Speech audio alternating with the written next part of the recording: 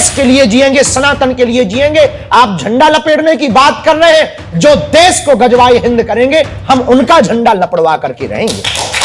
कोई हमारे सनातन को छेड़ेगा तो छोड़ा नहीं जाएगा। आपके लोग जब कांवड़ियों को आतंकवादी कहेंगे तो हम नवाजियों को भी आतंकवादी कहेंगे।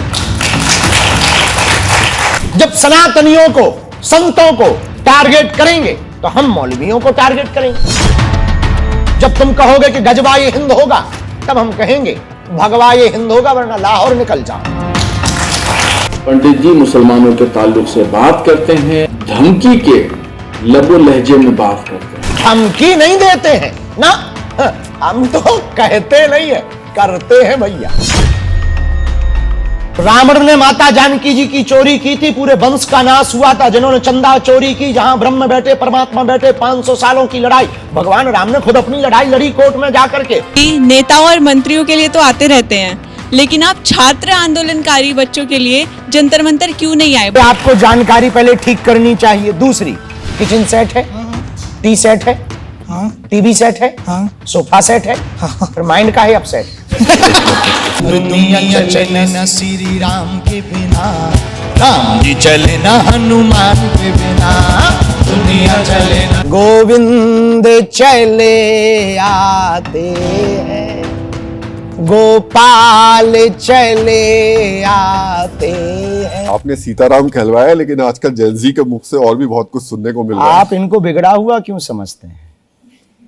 ये वो जनरेशन है जो राम पर आस्था भी रखती है, पर तर्क भी रखती है, तर्क के साथ सिद्धांत भी रखती है, और सिद्धांत के साथ इनकी गति जरूर तेज है, पर देश की प्रगति भी इन्हीं के हाथों में है।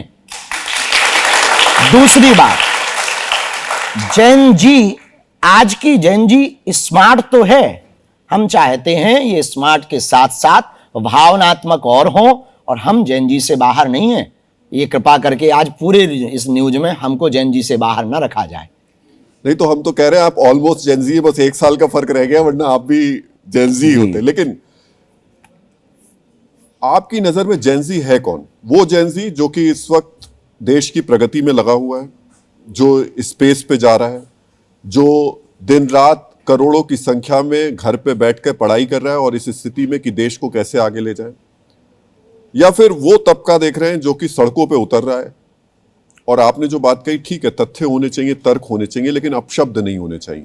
देखो, दो बातें हम कहना चाहेंगे। जैन जी हमारी नजर में हमें देखो, देश है, सब प्रकार के लोग होंगे, तुलसी या संसार में भांति भांति के लोग, सब प्रकार के लोग होंगे, थे, रहेंगे और हैं, और आगे भी ऐसी बात होगी। तो जैन जी का हमारी सिद्धांत में, हमारी दृष्टि में मंतव्य ये है कि पहले तन का काम था, शरीर से लोग मेहनत करते थे, तब ब्रेन कुछ भी काम नहीं करता था। मशीनरी युग आया तो शरीर का काम कम हो गया, ब्रेन का काम बढ़ गया। अब एआई युग आ गया, जैन जी का युग आ गया, तो ब्रेन का काम एआई ने ले लिया।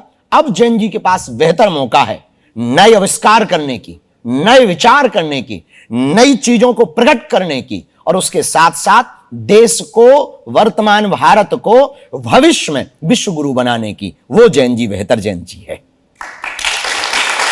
अब आप जो नए विचारों की बात कर रहे हैं, एक विचार पिछले कुछ घंटों से पूरे देश में दौड़ रहा है और लोग उसको देखकर बहुत विचलित हैं। मैं एक बार चाहूंगा कि उस विचार को, जो कि कश्मीर से आया है, एक खुद को जेनजी बताने वाली महिला का, आपको और ये जो बैठे यहाँ जेनजी है उनको जरूर सुनवाया जाए, फिर उस पर चर्चा करते हैं। We are Gen-Zs. We are not tolerate this nonsense. We are not tolerate this nonsense. आप लोग मुझे बताओ, आप लोग बैठोगे या नहीं बैठोगे? चलो चलो चलो, कैसे रुकेंगे? 5 घंटे हो गए, निकालो सब लोग गाड़ी और चलो। वो कश्मीर एयरपोर्ट पे नहीं उतरे। हम नहीं जाएंगे, किसी को जाने भी नहीं देंगे। हम लोग पैसे देके यहाँ घूमने आते हैं या फिर ये सब टॉलरेट करने आते हैं? ताला लगा दिया इन्होंने, कश्मीरियों के साथ तो करते हैं, अब बाहर के टूरिस्टों के साथ भी कर रहे हैं। ये जोजिला पास के पास की एक तस्वीर है।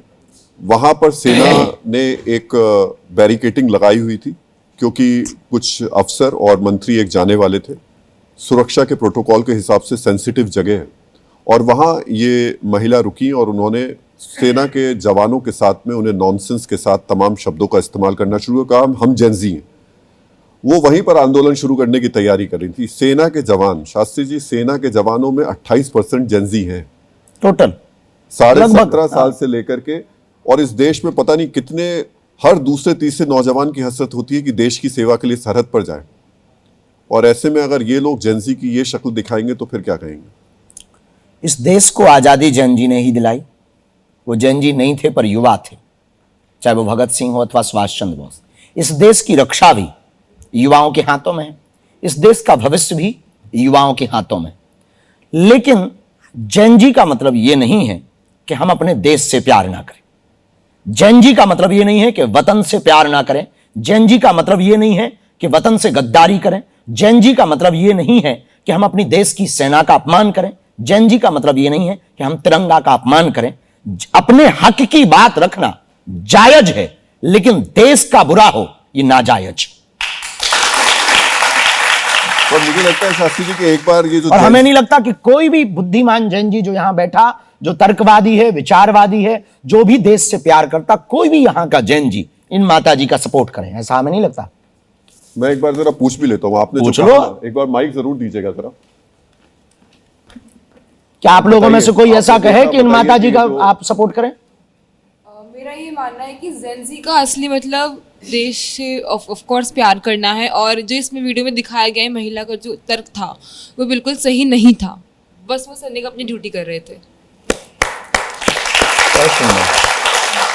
बिल्कुल सही नहीं था। ऐसे गलत शब्दों का प्रयोग नहीं करना चाहिए उनको। अगर सेना ने बैरिकेड लगाया तो किसी रीज़न की वजह से ही लगाया होगा, तो उनको भी मानना चाहिए था। जेंजी का मतलब ये नहीं है। सर, हमारा तो धर्म भी यही कहता है कि देशद्रोह से बड़ा कोई द्रोह नहीं है। और अगर हम सेना के खिलाफ कुछ बात करते हैं तो वो देशद्रोह से कम भी नहीं है। बहुत सुंदर, बहुत सुंदर, बहुत बढ़िया। लेकिन दिल्ली में जो आंदोलन हुआ, उस आंदोलन में ये तो ठीक है, पेपर लीक के खिलाफ हुआ और हमें आज़ादी आंदोलन से मिली। आंदोलन लोकतंत्र में जरूरी भी है, होना चाहिए सड़कों पर या जहां भी जो लोग करना चाहते हैं, लेकिन अराजकता होनी चाहिए क्या? देखिए, उस अपनी तरीके बात रखना, हक की लड़ाई लड़ना प्रत्येक भारतीय का, प्रत्येक इस देश के निवासी का कर्तव्य है और प्रत्येक व्यक्ति का दायित्व भी है और प्रत्येक व्यक्ति का अपना अधिकार भी। लेकिन किसी की मां को गाली देना, फूहड़ता फैलाना, अमर्यादित जीना, यह बिल्कुल भी जायज नहीं है। हम जेनजी के पक्ष में हैं।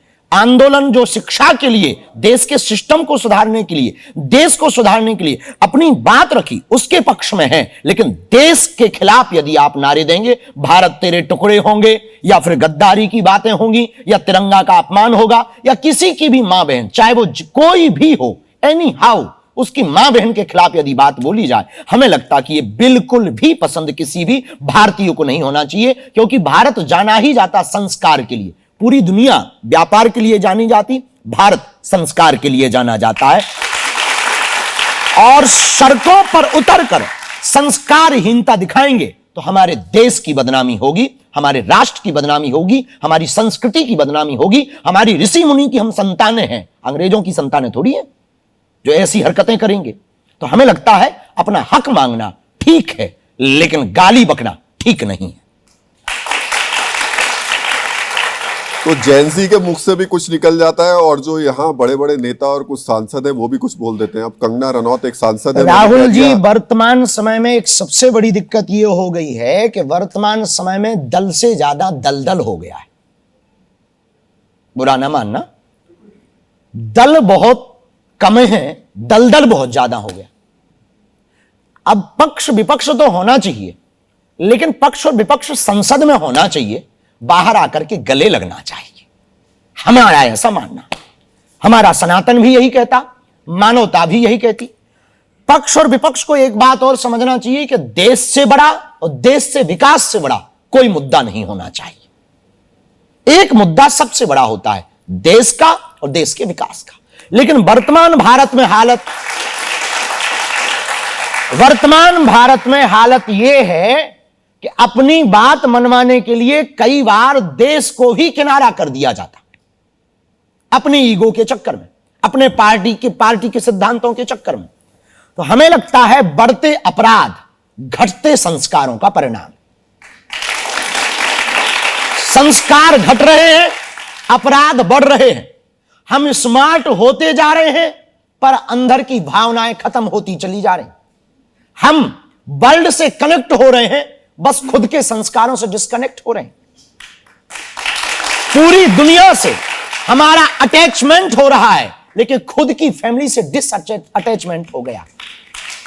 तो हमें लगता है वर्तमान के जितने लोग हैं, चाहे वो नेता हो, अभिनेता हो, साधु हो, संत हो, जैन जी हो, किसान हो, जवान हो, हमारी यदि बात, वैसे हम देखो देश के नायक नहीं, हमारी बात सब मानेंगे। कुछ लोग हमको ही गाली देंगे कि बाबा ज्ञान फेंक रहा है, और कुछ लोग कहेंगे लो बाबा फिर आ गया टीवी पर। कुछ लोगों को कहेगा ये काहे को बुला लिए जाते हैं, ये कौन से हैं। तो तरह तरह की बातें हमारे पक्ष में विपक्ष में होंगी, पर हम इतनी बात प्रार्थना पूरे देश से, जैन जी के स्टूडियो से और इस देश के जैन जी के सामने बैठे हुए और देश के समस्त लोगों से हम करना चाहेंगे। भारत को बदलना है तो फिर से वैदिक गुरुकुलम की तरफ लौटना पड़ेगा, संस्कारों की तरफ लौटना पड़ेगा। आप कितनी भी अपनी चीजों को बड़ा कर लें, कितने भी बड़े बन जाएं, संस्कारों से हीन न बन जाएं, बस इतना ध्यान। शास्त्री जी, लेकिन जो बात मैं कह रहा था उसमें कंगना रनौत ने जो बात कही, वो जैन जी के लिए उन्होंने गटर जनरेशन शब्द का इस्तेमाल किया। स्वामी रामदेव ने उनकी आलोचना की तो उन्होंने स्वामी रामदेव के लिए कहा कि वो उनके बारे में ना समझाए, उनका चरित्र उनसे ज्यादा बेहतर है, और धोखाधड़ी जैसे शब्दों तक का उनके लिए इस्तेमाल किया। मैं आपको एक उनका ट्वीट जो उन्होंने किया था पोस्ट, वो भी दिखा दे रहा हूं। ये लिखा, कंगना ने ये जवाब दिया था स्वामी रामदेव को, मेरी जवानी या बेडरूम के बारे में सपने मत देखो, मुझे कभी एससी से फटकार नहीं लगी, मुझे करेक्टर पर ज्ञान मत दीजिए, तुमसे तो बहुत ज्यादा बेहतर है मेरा करेक्टर। ये स्वामी रामदेव के लिए कहा कंगना रनौत। देखो, हम राजनीति पर और राजनेताओं पर बोलते नहीं, वो हमारा मार्ग नहीं। हम साधु आदमी हैं, हमारा रास्ता अध्यात्म का और विचारों के परिवर्तन का है। हम इतनी ही प्रार्थना करेंगे कि मन में कोई भी खुन्नस हो तो टीवी पर खुन्नस मिटाने से बेहतर है एक साथ बैठ करके खुन्नस मिटा ली जाए। क्योंकि वर्तमान समय में इंस्टाग्राम पर अच्छी बातें भी डाली जा रही और लोग अपने दिमाग का कचरा भी उस पर डाल रहे। हाँ, और वो जो कचरा डाल रहे हैं ना, वो कचरा अपने दिमाग का कचरा डाल रहा है इंस्टाग्राम पे, लेकिन जो देख रहे उन्हें भी खराब किया जा रहा है। तो हम चाह रहे कि अपनी बातें भी रखें, उसमें कोई दिक्कत नहीं है, बातें रखनी चाहिए, पर हम नहीं चाहते। हम देखो विवाद के पक्षधर नहीं है, संवाद के पक्षधर। आप बच रहे हैं या डर रहे हैं? जी, बच रहे हैं या डर रहे हैं? हम ना बच रहे ना डर रहे, हमारा वो काम ही नहीं है। हमें नेता बनना होता तो हम जवाब देते। हम आपसे पूछेंगे आपका क्या कहना है तो आप कहोगे कि वो हमारा दायित्व थोड़ी, हमारा काम तो प्रश्न पूछना है। तो जैसे आपका काम प्रश्न पूछना है, हमारा काम अपने सनातन को बढ़ावा देना। हमें भैया इसमें लफड़े में काहे को पाड़ रहे हैं? संतों को लेकर के अगर इस तरीके की भाषा का इस्तेमाल होगा, आज स्वामी रामदेव है, कल आपके लिए भी होगा, हमारे लिए होगा, तो हम जवाब तो देंगे ही देंगे, पर हमारे लिए इसलिए नहीं होगा क्योंकि हम उन्हें छेड़ ही नहीं रहे ना। लेकिन जब राजनीति पे हम बोलेंगे नहीं, राजनेताओं पे हम बोलेंगे नहीं और राजनीति पे हमें पढ़ना ही नहीं, वो हमारा विषय ही नहीं, तो राजनेता हमारे बारे में क्यों बोलेंगे? और वो बोलेंगे तो हमारी तरफ से हम जवाब ना देंगे, इस देश का एक एक भारतीय उनको जवाब देगा, इस देश की जैन जी उन्हें जवाब देगी, और जवाब भी देगी और जवाब मांग भी लेगी उनसे। क्योंकि हम जब बोलेंगे नहीं, हम छेड़ेंगे नहीं, तो कोई हमें काहे को छेड़ेगा? चलिए, तो अभी मेरे सवालों का सिलसिला तो आगे जारी रहेगा, लेकिन आप कुछ यहाँ जैनजी बैठे हैं जिनके पास आपको लेकर के पर्ची है। वैसे तो आप पर्ची निकालते हैं लोगों की जी, लेकिन यहाँ आपके लिए कुछ लोग पर्ची लेकर के आए हैं जी। और पहले वीरेंद्र शास्त्री जी के लिए कौन पर्ची निकालेगा, बताइए आप में से कौन है? अच्छा, आप, मतलब आप हमारी पर्ची निकलवा रहे हैं? भाई गजब हो गई जी, न्यूज तो बड़ी ऊंची चीज है भैया। बल्कि होना ये चाहिए कि इनको बागेश्वर धाम लाओ, इनकी पर्चियां हम निकालें। हाँ बहन बोलो। सीताराम बहन, मेरा आपसे एक सवाल है। आप दिल्ली नेताओं और मंत्रियों के लिए तो आते रहते हैं, लेकिन आप छात्र आंदोलनकारी बच्चों के लिए जंतर मंतर क्यों नहीं आए, बल्कि आप उनके समर्थक भी थे?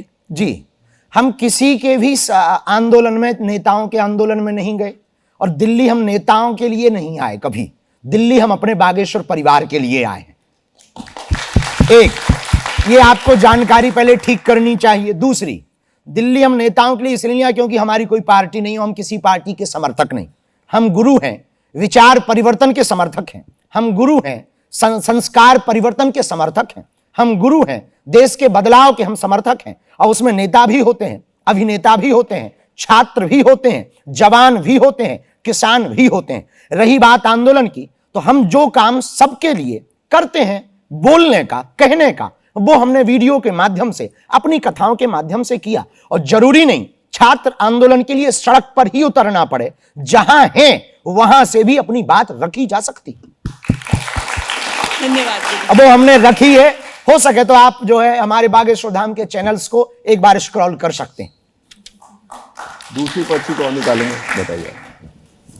माइक है आपके पास में, माइक एक बार पास कर दीजिए। सर मेरा ये सवाल है कि आपके इंस्टाग्राम पर 4 मिलियन फॉलोअर्स हैं, यूट्यूब पर 12 मिलियन सब्सक्राइबर्स हैं, फेसबुक पर भी 14 मिलियन फॉलोअर्स हैं। सर अगर आपको आज किसी एक मुद्दे पर आंदोलन करना हुआ तो वो आप किस मुद्दे पर करेंगे? हम पहली बार आंदोलन के पक्षधर तो हैं, पर हिंसात्मक आंदोलन के पक्षधर नहीं हैं। और हमें यदि आवश्यकता पड़ेगी आंदोलन करने की, ऐसा 1% हमने कभी सोचा नहीं। पर यदि आप ये क्वेश्चन कर रहे हैं तो हम इस देश में गुरुकुलम पद्धति लाने के लिए आंदोलन करेंगे। इस देश को हम ड्रग एडिक्ट नहीं, कथा एडिक्ट बनाना चाहते हैं। इस देश के युवाओं को हम सड़कों पर नहीं, इस देश के युवाओं को स्मार्ट क्लासेस में ले जाना चाहते हैं।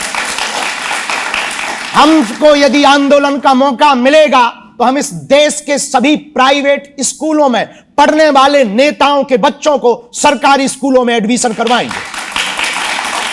हमको यदि मौका मिलेगा तो इस देश के छात्रों को सड़कों पर नहीं उतरना पड़ेगा। यदि 1% हमने ऐसा कभी सोचा नहीं, पर कभी आंदोलन करना पड़ेगा, तो इस देश में दारू महंगी होगी, दवा फ्री होगी।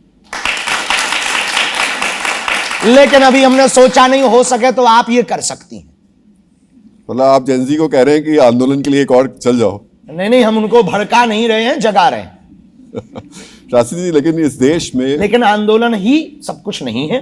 हमें लगता है कि आंदोलन में बात रखनी चाहिए, पर हर बार आंदोलन ही जरूरी नहीं है। आंदोलन से समय भी बर्बाद होता है और भविष्य की चीजें भी बर्बाद होती हैं। अपनी बात रख दी, वो बात अलग है। और हमें लगता है आपके पास गुण होने चाहिए, कर्म होने चाहिए। भगवान फल तो देता ही है, देर से देगा पर देगा।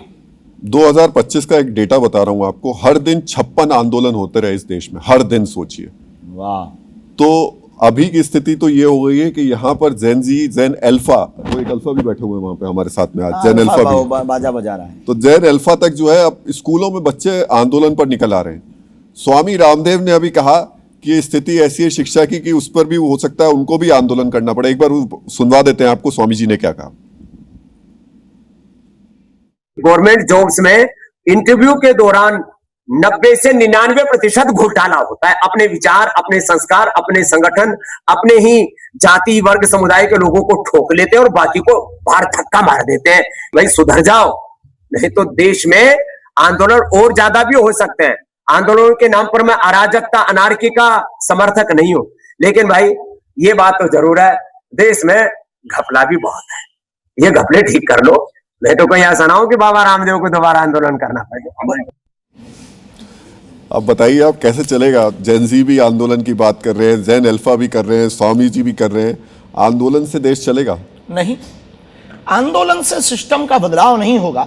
हमें लगता है कि ये जैन जी अपनी बातों पर प्रखर रहे, चीजों को ठीक करना चाहता, तो वर्तमान यदि ठीक ना हो तो कल भारत का भविष्य ये जैन जी ही है।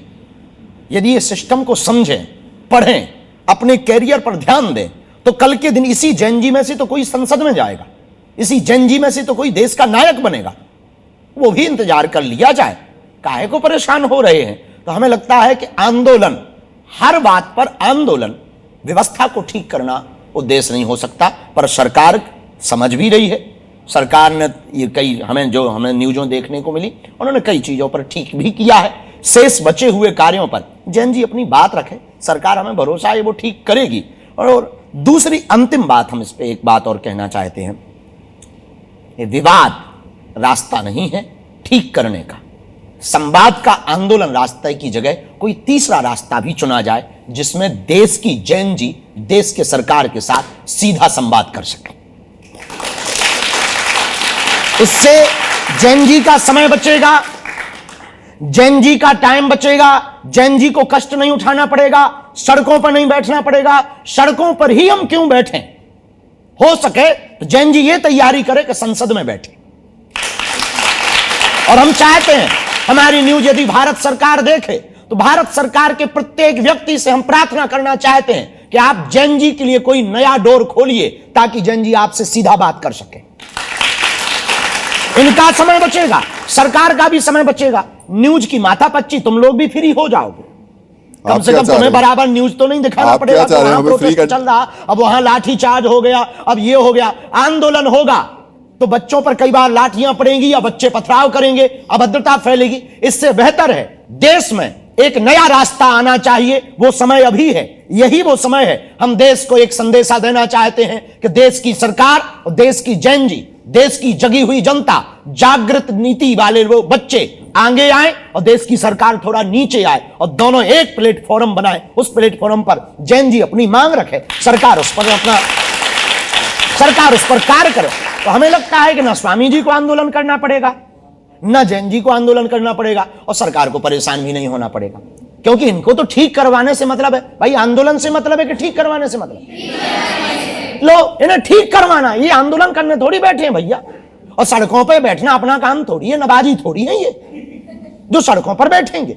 भैया इनका काम अपनी चीजों को ठीक करवाना है। तो सरकार को यह समझना चाहिए कि इनको ठीक करवाने के लिए जैन जी सरकार के पास ना जाए, सरकार जैन जी के पास आए। ये हमारा। वैसे सरकार ने एक योजना शुरू की है अब कि एक कैबिनेट मिनिस्टर एक यूनिवर्सिटी में जाएगा और जेन जी के साथ संवाद शुरू करेगा। अभी किया गया है। लेकिन शास्त्री जी, सवाल यह है कि पिछले 1.5-2 महीने में देश ने 2 जेन जी के आंदोलन देखे, 2 युवाओं के आंदोलन देखे।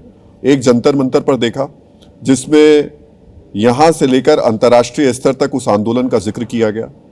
बड़े बड़े नेता, बड़े बड़े बॉलीवुड के अभिनेता अभिनेत्रियां उस आंदोलन में हौसला अफजाई करने पहुंचना चाहिए, युवाओं की बात हो रही है। लेकिन रांची में जब वही आंदोलन हुआ और युवा जब बैठे और अपनी मांगों को लेकर बैठे तो सब अचानक चुप हो गए, खामोश हो गए, सेलेक्टिव हो गए। वो जो बड़े बड़े अभिनेता हैं जो कि जंतर मंतर को लेकर कह रहे थे कि यहाँ तो अभिव्यक्ति की आज़ादी को दबाया जा रहा है, कुचला जा रहा है, उनकी पता नहीं अभिव्यक्ति की आज़ादी कहाँ चली गई। एक मैं आपको जरूर नसरुद्दीन शाह को जरूर आपको बताना चाहूंगा, जब जंतर मंतर पर जो हुआ था, एक बार जरूर सुनवाइएगा। हमारे मुल्क की युवा पीढ़ी से हमेशा उम्मीद रही है और अब वो उम्मीद और उजागर हो गई है। आप लोग अपनी लड़ाई लड़ते रहे, हम सब आपके साथ हैं।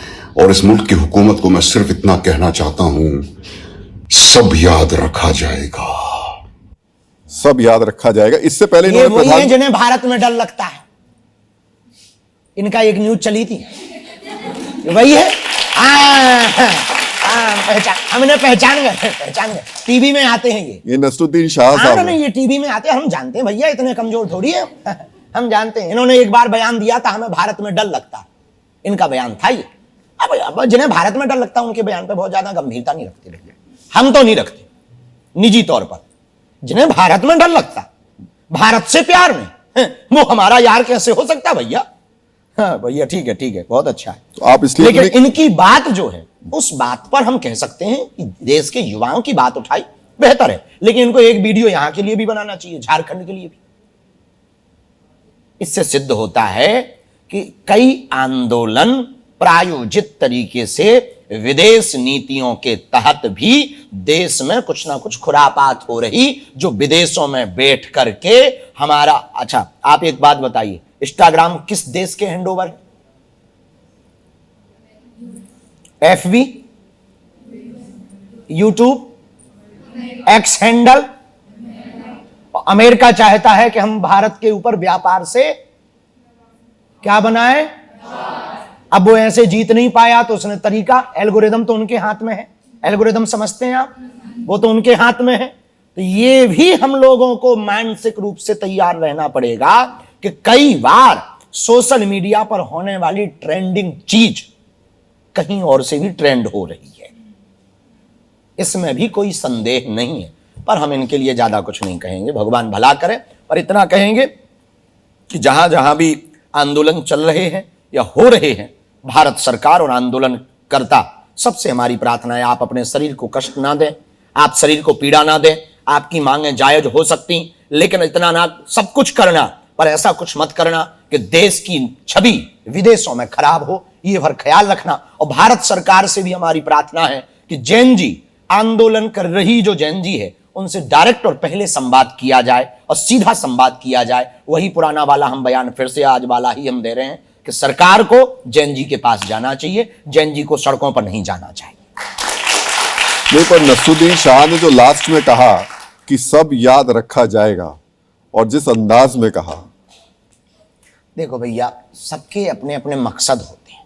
अब हम सरकार की तरफ से तो है नहीं, जिसके लिए उन्होंने हिंट किया हो शायद, तो हम इस जवाब तो दे नहीं सकते, पर इतना कह सकते हैं कि भड़काना उचित नहीं है। विवाद ही रास्ता नहीं, संवाद रास्ता है, प्रेम रास्ता है। प्रेम की बात करो ना, संवाद की बात करो ना, भड़काने की बात क्यों करें? आंदोलन की हम बात ही क्यों करें? आने वाली जनरेशन अल्फा बीटा को हम ये आंदोलन भर के क्यों दें? उनको आंदोलन नहीं, आंदोलित होने पर तैयार करें।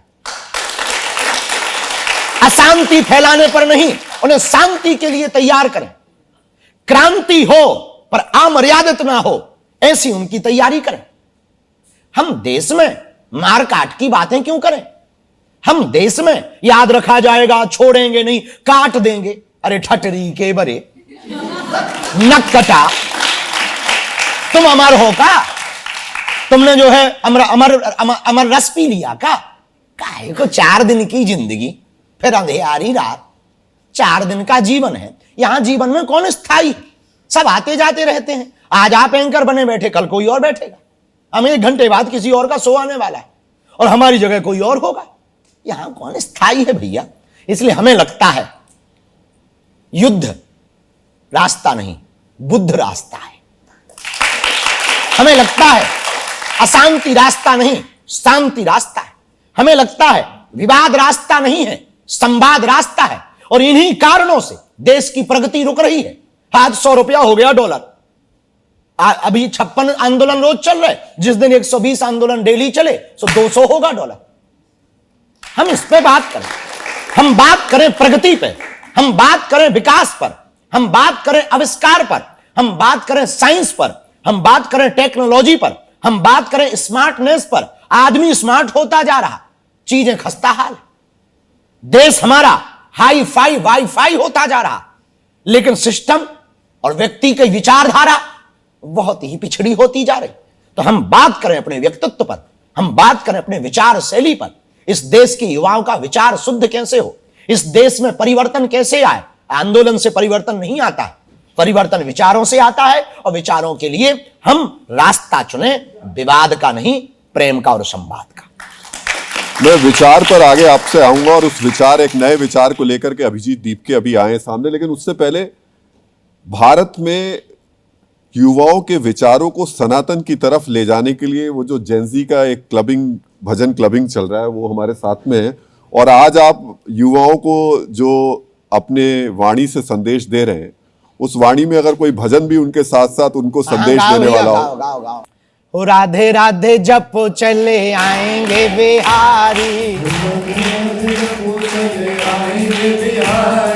आएंगे बिहारी चले आएंगे बिहारी, आएंगे बिहारी चले आएंगे बिहारी, आएंगे बिहारी चले आएंगे बिहारी, आएंगे बिहारी चले आएंगे बिहारी। ओ राधे राधे राधे राधे राधे राधे जप चले आएंगे बिहारी, राधे राधे जप चले आएंगे बिहारी, राधे बिहारी चले आएंगे बिहारी। और सुनो भैया, ओ राधा मेरी चंदा चकोर है बिहारी, ओ राधा मेरी चंदा चकोर है बिहारी, हाँ राधा मेरी चंदा चकोर है बिहारी, ओ राधा मेरी चंदा चकोर है बिहारी। ओ राधे राधे राधे राधे राधे राधे जप चले आएंगे बिहारी,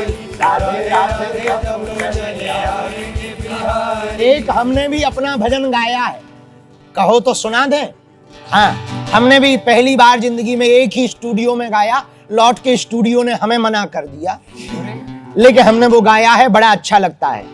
गोविंद चले आते हैं, गोपाल चले आते हैं, गोविंद चले आते हैं, गोपाल चले आते हैं, हाँ, गोविंद चले आते हैं, गोपाल चले आते हैं। सियावर रामचंद्र की, बागेश्वर धाम की, हनुमान जी महाराज की, नमः पार्वती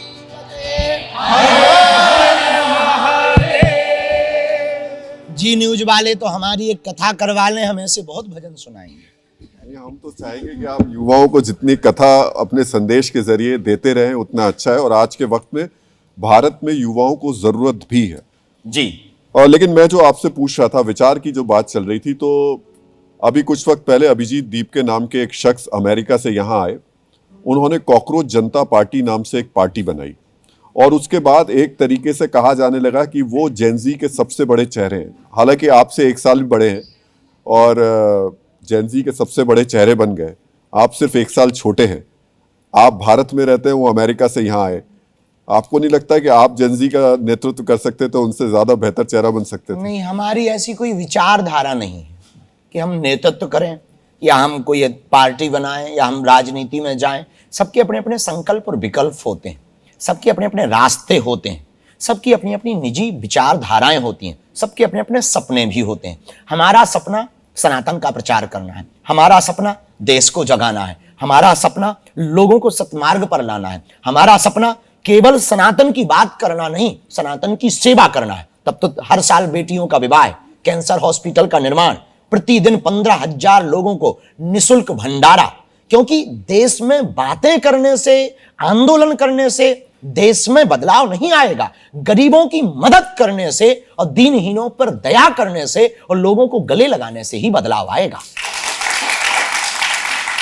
इसलिए हम भरोसा करते हैं सेवा पर, हम भरोसा करते हैं संस्कृति पर, हम भरोसा करते हैं प्रगति पर, हम भरोसा करते हैं देश के विकास पर। तो हमसे जितनी सेवा बन सकती वो हम कर रहे हैं। हमारा क्षेत्र ट्राइबल क्षेत्र है, वहां कैंसर हॉस्पिटल का निर्माण हो रहा, वहां पर माननीय प्रधानमंत्री जी भी भूमि पूजन करने गए थे। 2027 के लास्ट दिसंबर में इनॉग्रेशन की तैयारी चल रही। हर साल जिनके माता पिता नहीं, उन बेटियों का विवाह। बुरा ना मानना, हम मानते हैं कि बच्चों की परेशानी है, हम मानते हैं आंदोलन होना चाहिए था, हुआ। पर हम एक बात और कहें, अभी भी इस देश की बहुत बड़ी आबादी गरीबी से जूझ रही, घरों में खाने को दाना नहीं, रोजगार कई लोगों के पास, वो बेचारे परेशान हैं। बेटियों का विवाह कई लोगों को बोझ बनता। वो तो सरकार ने बहुत योजनाएं चला रखी, कुछ लोग मदद कर देते। फिर हमने एक नया तरीका निकाला कि देश के जितने मंदिर हैं, अब तक अस्पतालों में मंदिर थे, हम मंदिरों में अस्पताल देखना चाहते हैं। उसके लिए हमने शिलान्यास किया। तो सबके अपने अपने सपने होते हैं। तो हमारा भैया सपना ये है देश को बदलने का।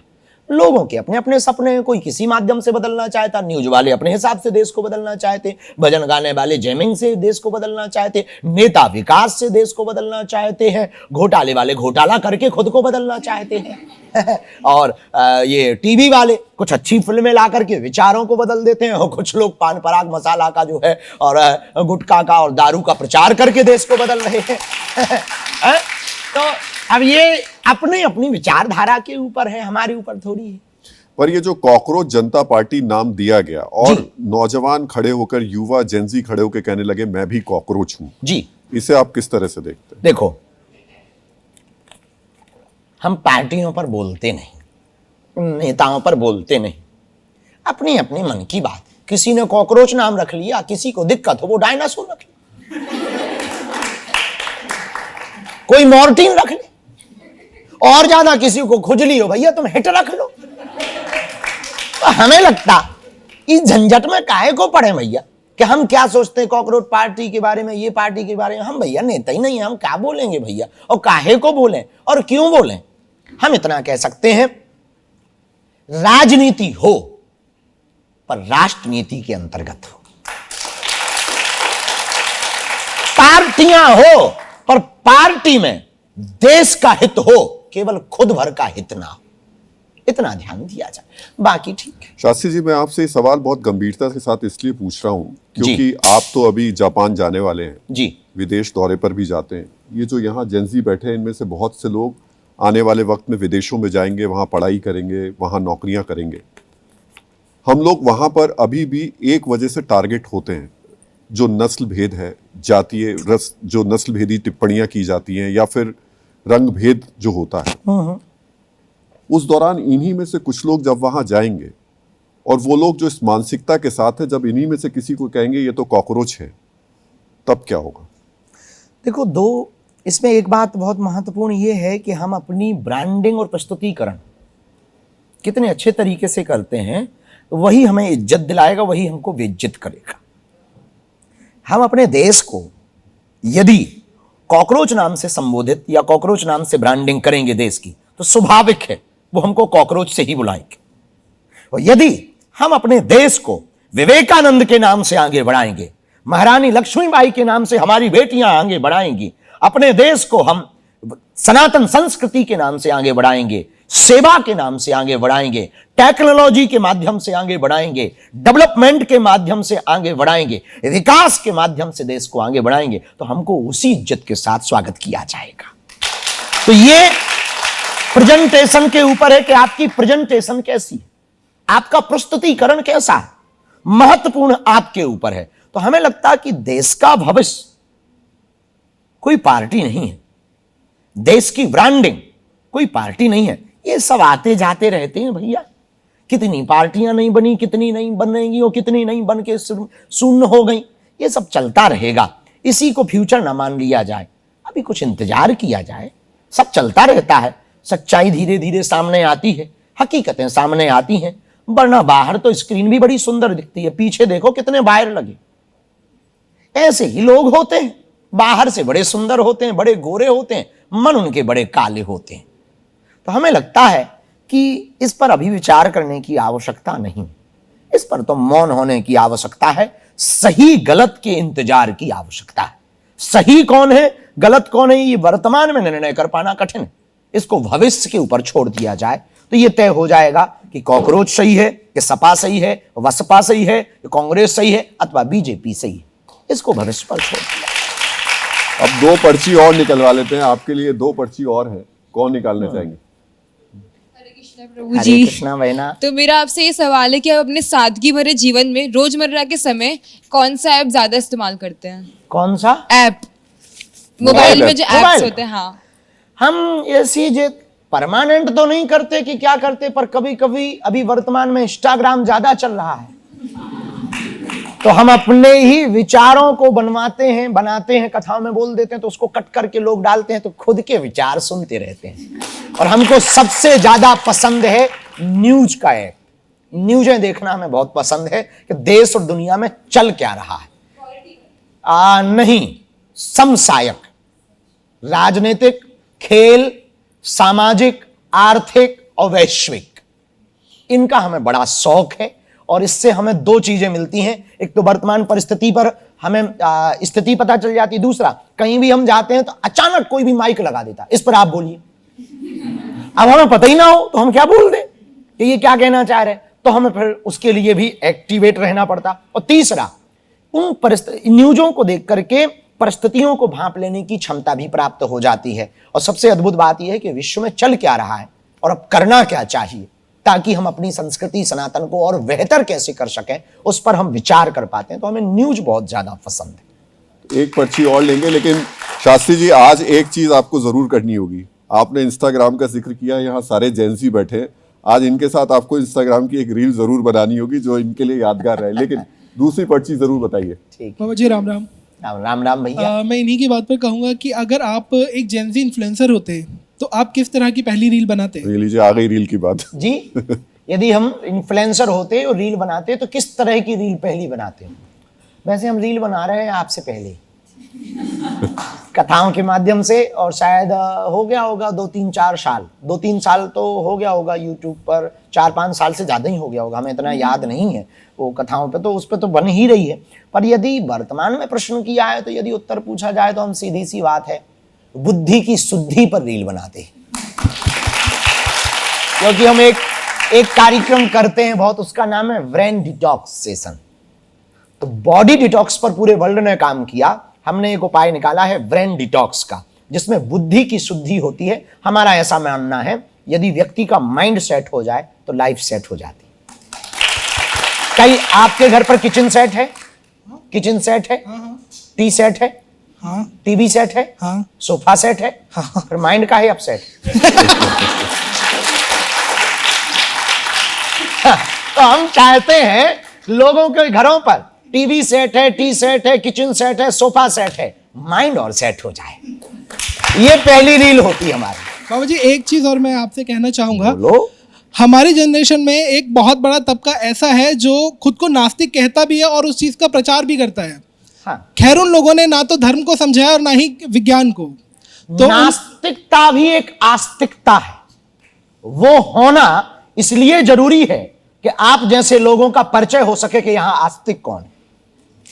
तो हमें लगता है वो कोई बुराई नहीं है। और रही उनके प्रचार की बात, तो ये आस्तिक लोगों को समझना चाहिए कि नास्तिक जब अपनी नास्तिकता का प्रचार कर सकते हैं तो हम आस्तिक अपनी आस्तिकता का प्रचार क्यों नहीं कर सकते।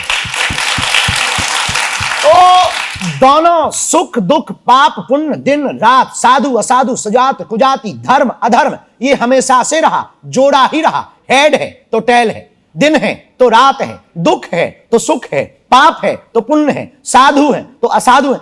दिन की महत्वता ही इसलिए है क्योंकि रात में सूर्य के प्रति नमस्कार भी इसलिए है क्योंकि रात का चांद है। हमें लगता आस्तिकता का सम्मान ही इसलिए है क्योंकि नास्तिक है। तो हमें लगता ये अपने ही लोग हैं, बी पार्टी। शास्त्री जी अब जरा इन जेनजी की पर्ची की तो बात हो गई, लेकिन अब इनकी डिक्शनरी की भी बात कर लेते हैं। जी। आपकी डिक्शनरी है, ठटरी बांध देंगे, पर्ची निकाल देंगे, आगे के लगे ठटरी के बरे। हाँ, अब जरा इनकी पर्ची, इनकी जो डिक्शनरी है उसको देख लेते हैं और उस पर जरा आपसे समझ लेते हैं कि इसका मतलब क्या है। जी। मोए मोए, होए होए। इसका अर्थ हमें पता नहीं है, तो विनोद कर रहे हैं, मजाक कर रहे हैं। बताइए भाई, आप लोग बताइए मोए मोए। बताओ जी। बर्बाद हो गया ना अपना ना भैया, बस सब कुछ बर्बाद हो जाना। बहुत सुंदर। घोस्टिंग, गायब हो जाना। ठीक है। टॉक्सिक मतलब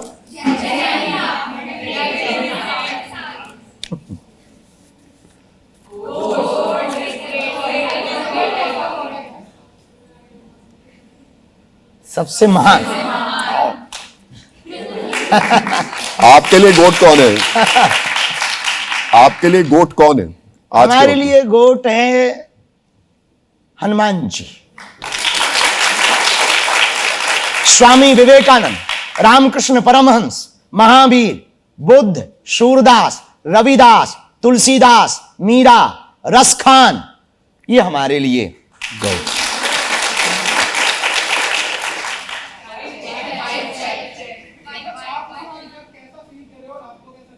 अच्छा, बेहतर और सुंदर। अब जरा ये तो हो गया, अब आप में से कुछ लोग हैं जेनजी आजकल की भाषा भी बड़े, अपने जो संकेत हैं उनके बदल गए। कुछ संकेत अगर आप बताएं, वैसे तो शास्त्री जी मन की बात पढ़ लेते हैं, लेकिन आपके संकेतों को कैसे पढ़ते हैं समझना चाहेंगे। तो कुछ जो जेनजी के आजकल संकेत चल रहे हैं, कुछ उठ करके अगर बताना चाहें, हम पूछेंगे शास्त्री जी से, समझ पा रहे हैं या नहीं समझ पा रहे हैं। सिर्फ संकेत बोलना नहीं है, सिर्फ संकेत दिखाना है, जैसे यूज होते हैं, साइंस यूज होते हैं आजकल। पहले तो बाबा जी आपको मेरा सादर निमंत्रण। प्रणाम सीताराम बहन। मैं आपसे ये पूछना चाहती हूँ। Not Baba sister. नहीं, लेकिन सवाल नहीं पूछना है, सिर्फ आपको इशारा करके बताना है कि इसका मतलब क्या है। जी, तो आप मुझे ये बताइए कि साइन का मतलब क्या होता है। हमको नहीं समझ आता है। जुड़ना होता होगा शायद, मिलना। हाँ, इस साइन का मतलब होता है क्यूट बना, किसी को अपना प्यार जताना, जैसे अपनी मम्मी के लिए यूज करते हैं, फादर के लिए यूज करते हैं। ओके, और सिखाओ बहन। आगे काम आएगा। अगला कौन बताएंगे, पूछेंगे?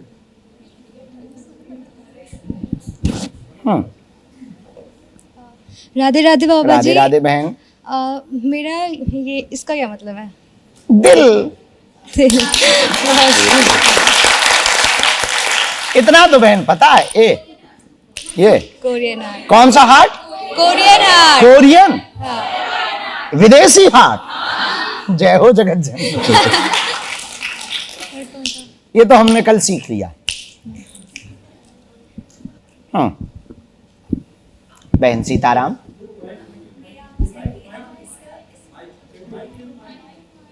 माइक नहीं ले पाएंगे। अब वो माइक कैसे लेगी बेचारी? दोनों हाथों से उसको साइन बनाना। बहन बनाओ, नो प्रॉब्लम। हाँ, ऐसे करो, तुम तो ऐसे करो, ऐसे।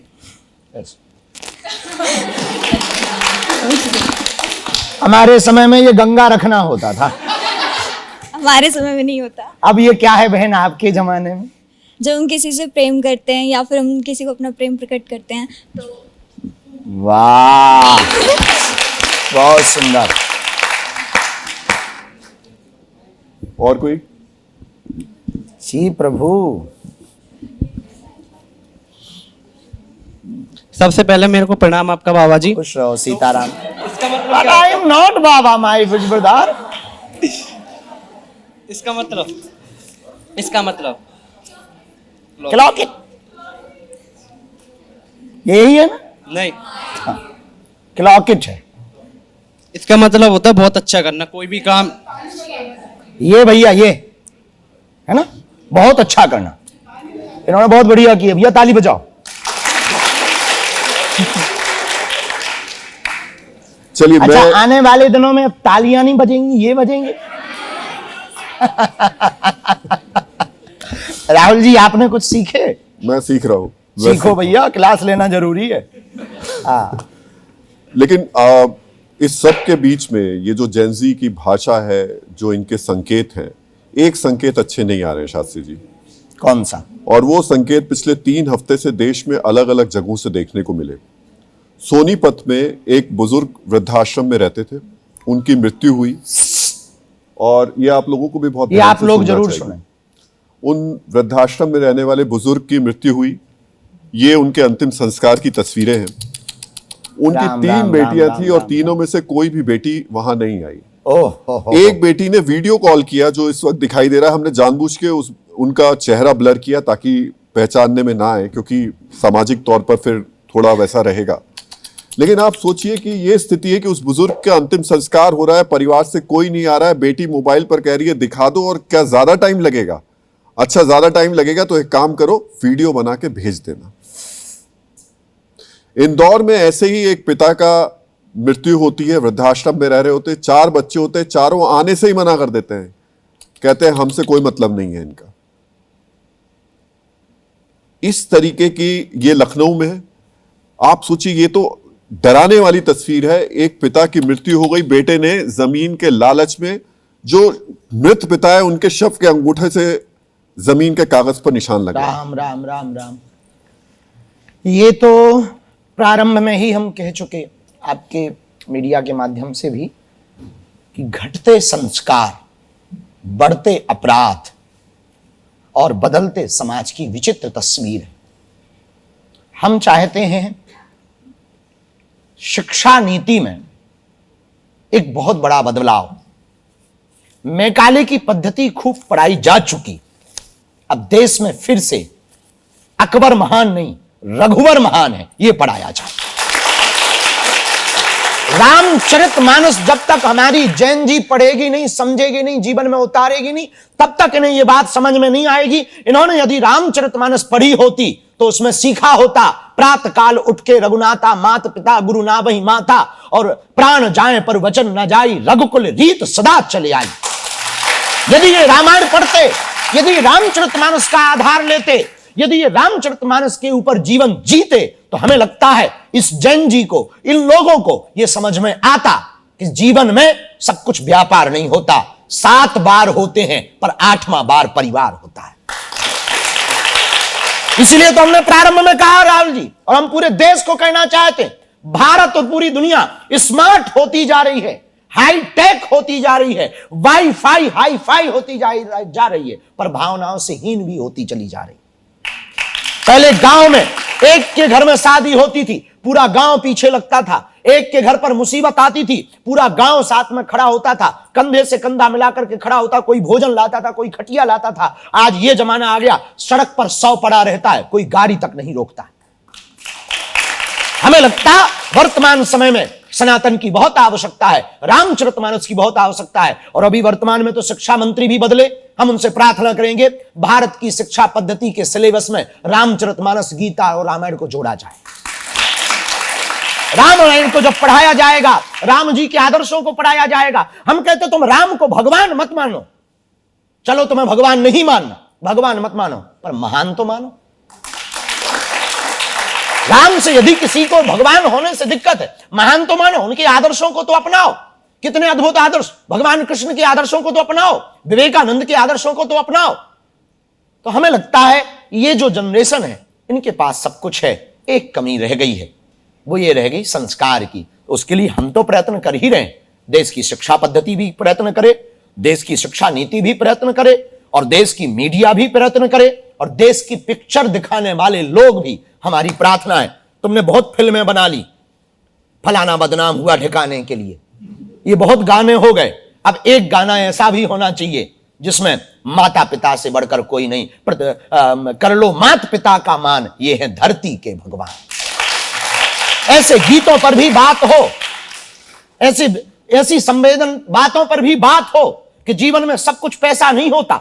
वॉरेन बफे कहता सब कुछ पैसा नहीं होता, पर इसके लिए भी बहुत पैसा होना चाहिए। और शास्त्री जी, आप जिन भगवान राम की बात कर रहे हैं, हाँ, जिनके संस्कार की बात कर रहे हैं, उनके घर में बैठ करके लोग चोरी कर रहे हैं, चंदा चोरी कर रहे हैं। तो रावण ने माता जानकी जी की चोरी की थी, पूरे वंश का नाश हुआ था जिन्होंने चंदा चोरी की। जहां ब्रह्म बैठे, परमात्मा बैठे, 500 सालों की लड़ाई, भगवान राम ने खुद अपनी लड़ाई लड़ी कोर्ट में जाकर के। 500 साल तक भगवान राम की लड़ाई ये लड़ी, और आज रामलला विराजमान भय। राहुल जी, हम हनुमान भक्त होने के नाते, हनुमान जी के भक्त होने के नाते हम इतना कह सकते हैं, हनुमान जी ने लंका में आग इसलिए लगाई थी क्योंकि रावण ने माता जानकी चुराई थी। एसआईटी की जांच में देश के कानून पर हमें भरोसा है, देश की लॉ एंड ऑर्डर पर हमें भरोसा है, उन्हें दंड तो मिलेगा ही, पर दूसरा हमारा निजी भरोसा कहता हनुमान जी भी उनकी लंका जरूर लगाएंगे। ये पक्का है, इसमें कोई संदेह नहीं है, इसमें 1% संदेह नहीं है। भक्त कहते हैं परमात्मा की जब लाठी पड़ती है उसमें आवाज नहीं होती, पर लाठी बहुत खतरनाक लगती है। ऐसे ही लोगों के जीवन में ऐसा होता है कि बड़ा कैंसर का फोड़ा होता है। बुरा ना मानना, हमारे कड़वे शब्द जरूर हैं, पर भैया एक राम भक्त होने के नाते हमारा जितना हृदय आह्लादित है, दुखी है, वो कभी नहीं हुआ जब ये विषय हमने सुना था। तब हमने इस पर बोला भी था। उस वक्त हम विदेश यात्रा में कथा करने गए थे जकार्ता, वहां से हमने बोला भी था। भैया फिर कहते हैं हुआ तो बहुत बुरा है, पर देश के कानून पर हमें भरोसा है, सबको दंड मिलेगा। दंड नहीं, परमात्मा के द्वारा उन्हें महादंड भी प्राप्त होगा। सनातन धर्म की बात हो गई शास्त्री जी, लेकिन राष्ट्र धर्म जो कि सर्वोपरि माना जाता है, राष्ट्र धर्म से जुड़ा एक सवाल और है कि आजकल वंदे मातरम को लेकर के बहुत विवाद शुरू हो गया है। जी जी। कांग्रेस ने कह दिया कि 2 ही छंद गाएंगे, इससे ज्यादा नहीं गाएंगे। आज गृह मंत्री कह रहे हैं कि 2 छंद मतलब वो वंदे मातरम के 2 टुकड़े कर रहे हैं। कई मौलाना है वो तो कह रहे हैं हम गाएंगे ही नहीं, कई कह रहे हैं कि खड़े रहेंगे लेकिन नहीं गाने के। मतलब वंदे मातरम पार्टी को तो कोई जवाब नहीं दे सकते। राहुल जी क्षमा मांगते हैं, बीच में ही आपको रोका, परंतु हम इतना कह सकते हैं मौलाना साहब से कि वंदे मातरम तो आपको गाना पड़ेगा। इसलिए गाना पड़ेगा कि देश की संसद में बिल पारित हुआ, देश की महामहिम राष्ट्रपति प्रथम नागरिका ने उस पर मुहर लगाई, और आपके हमारे उन मौलाना साहब के पूर्वजों ने इस देश का संविधान स्वीकार किया। तो जो संविधान को मानते हैं उन्हें छंद तो गाना पड़ेगा, वंदे मातरम तो गाना पड़ेगा, वरना वो संविधान विरोधी कहलाएंगे। तय संसद से बड़ा थोड़ी कोई है। मौलाना को सुनवा देते हैं, आपके लिए कुछ संदेश भेजा एक मौलाना ने। अच्छा, हाँ भैया बोलो। पंडित दिनेश शास्त्री साहब से बहुत सम्मान करते हुए मैं उनसे 3 सवाल पूछना चाहता हूं। पहला सवाल मेरा ये है कि जब मध्य प्रदेश में चुनाव चल रहा था तब पंडित जी ने हिंदू राष्ट्र का झंडा बुलंद किया था। जैसे इलेक्शन खत्म हुआ वैसे ही उनका हिंदू राष्ट्र भी झंडा लिपट करके उन्होंने अपने आश्रम में रख लिया। आखिर ऐसा क्यों? जब भी पंडित जी मुसलमानों के ताल्लुक से बात करते हैं तो धमकी के लबो लहजे में बात करते हैं और वार्निंग देते हैं, कहते हैं सुधर जाओ। आखिर ऐसा क्यों नजरिया रखते हैं? रजवी साहब को हम भी संदेशा देना चाहते हैं कि उन्हें ये जानकारी बहुत कम प्राप्त हुई है। अभी भी हिंदू राष्ट्र के लिए हम नित्य प्रतिदिन कार्य कर रहे हैं। आने वाले दिनों में फिर से बागेश्वर धाम से 900 किलोमीटर तक की रथ यात्रा हिंदू राष्ट्र के लिए पुनः निकालने वाले। बागेश्वर धाम मंदिर प्रांगण में उन्होंने कहा कि झंडा रख दिया। उनकी जानकारी वो ठीक करें। हो सके तो हमारे सोशल मीडिया के जहां 14 मिलियन या 4 मिलियन जो भी नाम बताया उन्होंने संख्या बताई, हमें करेक्ट याद नहीं, 4 मिलियन फॉलोअर, 4 मिलियन इंस्टाग्राम पर और 12 मिलियन या 13 मिलियन 14 मिलियन यूट्यूब पर, फेसबुक पर। यूट्यूब पर कितने? 12 मिलियन। 12 मिलियन। उन अकाउंटों पे जाकर वो एक बार चेक कर लें कि हमने झंडा लपेट के नहीं रखा है, लहरा दिया है। बागेश्वर धाम प्रांगण में मंदिर के सामने हिंदू राष्ट्र का झंडा लहरा रहा है। तो ये तो हुए पहली बात का। दूसरी बात, हम चुनाव के लिए किसी पार्टी आपके पीछे भी झंडा देख लीजिए। हमारे पीछे भी है। हम किसी पार्टी के समर्थक नहीं हैं, हम राजनेता नहीं हैं, हम किसी पार्टी के विरोधी भी नहीं। हम अपना कार्य कर रहे। हमारी विचारधारा से किसी की विचारधारा मिलती है तो वो बात अलग है, वो उनका अपना निजी मामला है। हम अपनी विचारधारा के पक्के थे, हैं। जब तक हम जिएंगे रिजवी साहब, साहबुद्दीन साहब, तब तक हम हिंदू राष्ट्र के लिए जिएंगे, देश के लिए जिएंगे, सनातन के लिए जिएंगे। आप झंडा लपेटने की बात कर रहे हैं, जो देश को गजवाए हिंद करेंगे हम उनका झंडा लपड़वा करके रहेंगे। दूसरा प्रश्न क्या था उनका, याद है? हाँ, मुसलमानों से जब भी बात करते हैं धमकी देकर। भैया हमने कब धमकी दी कि तुम्हें किडनैप कर लेंगे, उठा लाएंगे या तुम्हें मार देंगे या काट देंगे? काहे को बेफिजूली का झूठी अफवाहें फैलाते हो? हमने कभी धमकी नहीं दी। हमने इतना कहा, कोई हमारे सनातन को छेड़ेगा तो छोड़ा नहीं जाएगा। आप अपने मजहब के बारे में बोलो, हम अपने धर्म के बारे में बोले। आप काहे को बेफिजूली में हमें छेड़ते हो? और छेड़ने से तुम्हें मजा ही क्या मिलता? आपके लोग जब कांवड़ियों को आतंकवादी कहेंगे तो हम नवाजियों को भी आतंकवादी कह देंगे।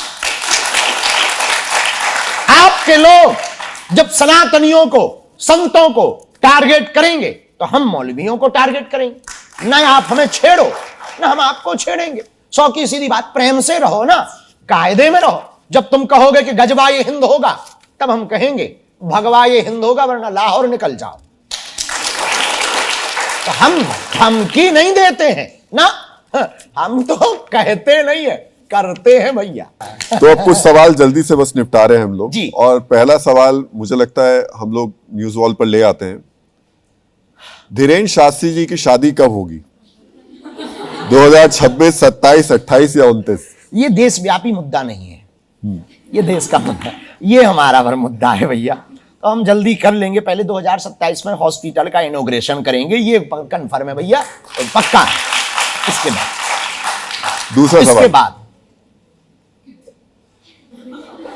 धीरेन्द्र शास्त्री जी के कितने बच्चे होंगे? क्योंकि आपने कहा था हर सनातनी के 4 बच्चे होने चाहिए। हाँ, जनसंख्या नियंत्रण कानून न आ जाए तब तक अब ये आप चिंता ना करो, पहले शादी होने दो। शादी तय होनी हो, आप बच्चे करवा रहे हो। ये तो वही वाली बात हो गई है कि जो है मंदिर बना नहीं है, दर्शनार्थी आ गए।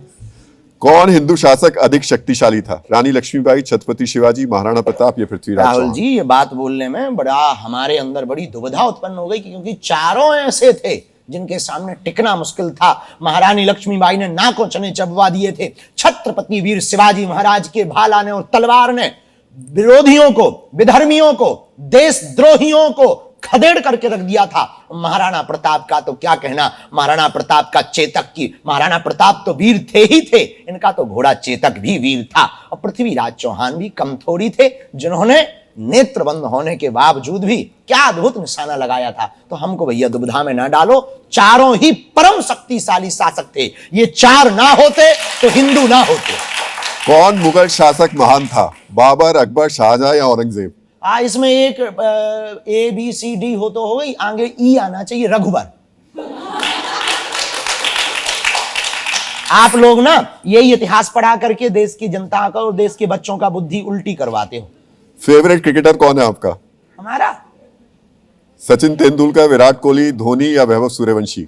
ऐसे तो एक व्यक्ति हमारे जीवन में स्थायी रहा नहीं, तो फेवरेट कोई रहा नहीं, क्योंकि हम खुद क्रिकेटर हैं।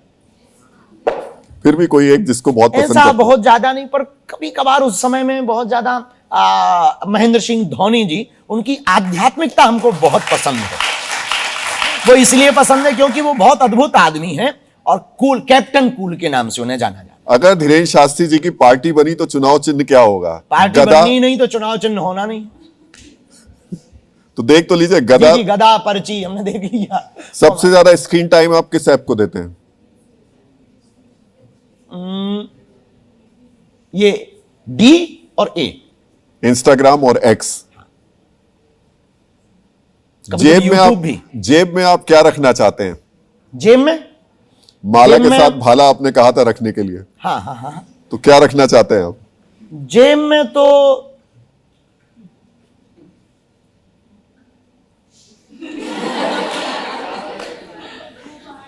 माला ही रखेंगे भैया, सनातनी है अपन। अगर आप जेब में रखा जाता है। अगर आप कथावाचक नहीं होते तो क्या होते? क्रिकेटर, राजनेता, इन्फ्लुएंसर या एक्टर? अच्छा, माता क्रिकेटर होते हैं ऐसा। अगर हम कथावाचक नहीं होते तो हम बहुत बड़े फकीर होते, फक्कड़ साधु। ये उसमें ऑप्शन नहीं है, पर ये जोड़ना चाहिए। हमारे अंदर जो विचारधारा रहती है वो फक्कड़पन की रहती। हम बहुत बड़े फक्कड़ होते, किसी कंदरा गुफा में बैठ करके ध्यान कर रहे होते, यदि हम कथावाचक ना हो। दुनिया चले न श्री राम के बिना, राम जी चले न हनुमान के बिना। दुनिया चले न श्री राम के बिना, राम जी चले न हनुमान के बिना।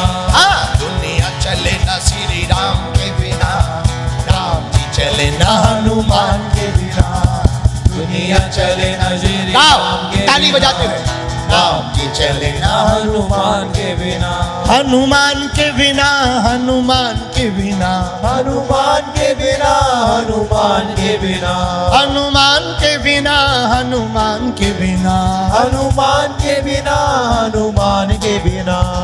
दुनिया चले न श्री राम के बिना, राम जी चले न हनुमान के बिना। दुनिया चले न श्री राम के बिना, राम जी चले न हनुमान के बिना।